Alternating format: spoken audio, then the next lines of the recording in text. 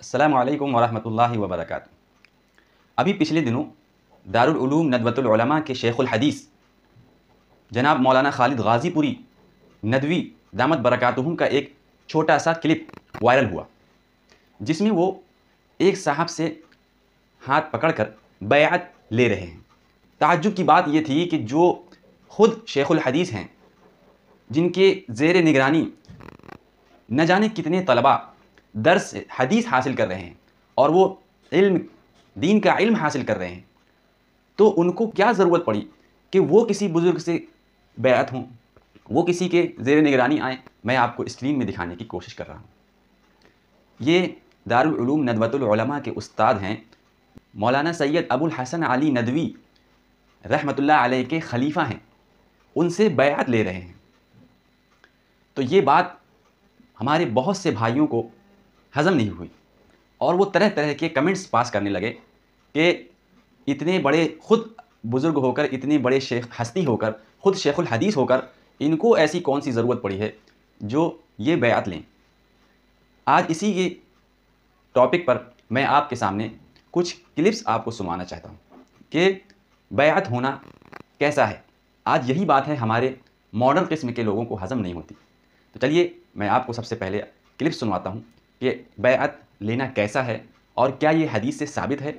کیا اللہ کے رسول صلی اللہ علیہ وسلم بھی صحابہ کو بیعت کرتے تھے؟ کیا صحابہ بھی آپ صلی اللہ علیہ وسلم سے بیعت ہوتے تھے؟ تو یہ کتنا ضروری ہے اور کیوں ضروری ہے، دیکھیے۔ فرماتے ہیں کہ کیا بیعت کرنا لازم ہے؟ لازم بمانے فرض یا واجب نہیں ہے، یہ ایک امر مستحب ہے اگر صحیح نیت کے ساتھ کیا جائے۔ اگر ہم یہ چاہتے ہیں کہ کسی بزرگ سے روحانی تربیت حاصل کریں اور وہ ہماری دعائیں ہمارے لیے دعا کریں، ان کی دعاؤں میں ہمارا بھی حصہ شامل ہو جائے، اور میدان معاشر میں اگر اللہ تبارک و تعالی نے کوئی مقام وجاہت عطا فرمائے، مثلا سفارش کا موقع دے، تو یہ ہماری سفارش کر کے ہمیں جنت کی طرف لے جائیں۔ اور یہ حدیث صحیح حدیث میں ثابت بھی ہے کہ بہت سے لوگ بروز قیامت دوسروں کی شفاعت کریں گے۔ تو اس نیت سے بیعت کرنا ایک امر مستحب ہے۔ مستحب کا مطلب کریں گے تو ثواب ملے گا، نہیں کریں گے تو کوئی گناہ نہیں ہے۔ لیکن اگر کوئی بیعت نہیں کرتا، ساری زندگی ویسی گزار دیتا ہے، تو ایسا نہیں ہے کہ وہ گناہ گار ہو رہا ہے، اس کی مرضی کرے نہ کرے، لیکن ہمارا مشورہ ہے کہ کرنا چاہیے، کیونکہ 1400 سال میں تقریباً کم و بیش 1500 سال میں بے شمار اولیاء عظام آئے ہیں، بڑے بڑے علماء آئے ہیں، اور انہوں نے اپنی روحانی تربیت اور روحانی معاملات کی دیکھ بھال کے لیے کسی نہ کسی کو اپنا مربی مقرر کیا ہے، انہوں نے بیعت کی ہے، تو اچھے سنت پر عمل کیا جائے۔ ہمیں اگلا سوال عبد المجید صاحب فیس بک پہ جوائن کیا، انہوں نے فیس بک پہ ہمیں سوال پوچھا، کہتے ہیں کہ السلام علیکم، میرا سوال یہ ہے کہ کسی بزرگ کے ہاتھ پر بیعت کرنا ضروری ہے تو مجھے بتا دیں، اور طریقہ کیا ہے اس کی بھی وضاحت فرما دیں۔ قرآن اور سنت سے ہمیں اس معاملے میں روشنی ملتی ہے۔ جی، ایک بیعت تو ہوتی تھی بیعت اسلام۔ جی، اسلام لاتے وقت جناب رسول اللہ صلی اللہ علیہ وسلم کے دست مبارک پر بیعت کرتے تھے۔ جی، قرآن میں بھی اس کا ذکر ہے، یا ایھا النبی اذا جاءک المؤمنات یبایعنک علی الا یشرکن باللہ شیئا جی بالکل، ولا یسرقن ولا یزنین، سورہ ممتحنہ کی آخری آیت میں۔ جی، تو یہ بیعت اسلام کہلاتی ہے، جب کوئی کسی کے ہاتھ پر ایمان لاتا ہے، اسلام لاتا ہے۔ جی، اور ایک بیعت ہوتی بیعت جہاد۔ جی، لقد رضی اللہ عن المؤمنین اذ یبایعونک تحت الشجرہ، ایک بیعت یہ تھی، ٹھیک ہے، اور اس کا بھی قرآن نے ذکر کیا، جی، بیعت رضوان جو کہلاتی ہے۔ جی، اس کے علاوہ بھی نبی صلی اللہ علیہ وسلم بعض مخصوص افراد سے بھی ایک بیعت لیتے تھے، جہاں فرمایا الا تبایعون، تو کیا بیعت نہیں کرو گے؟ لوگوں نے کہا قد بایعناک، جی، کہ اللہ کے رسول ہم تو بیعت کر چکے۔